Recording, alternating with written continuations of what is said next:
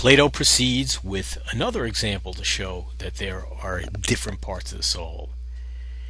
That is, he points out that we sometimes have a perverted desire for pleasure, or a desire for a perverted pleasure, but are angry that we desire it. The appetite, the thing that seeks pleasure, is looking for pleasure from something that people might think is perverted. But there's another part of the soul. Plato identifies this as being the spirit that's angry that we actually have these feelings or desires.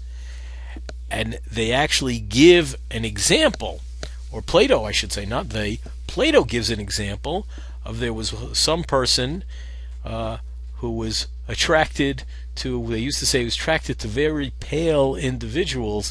And the reason he was attracted to these pale individuals, they thought it was because a pale person looked like he's dead. And there was a story that this person was somewhere in the outskirts of Athens, where a bunch of people had been killed, and he had this perverse desire, this crazy desire, perverted desire, to look on the people who have been killed. They're sitting there, the corpses that are there. On the other hand, he was ready to vomit, to throw up, because it disgusted him.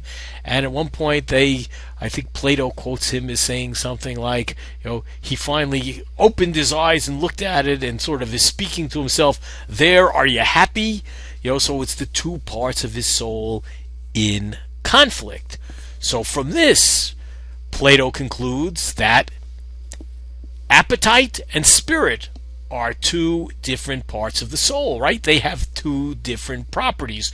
One of them is attracted to something, and the other one is disgusted that he has this attraction to this other thing.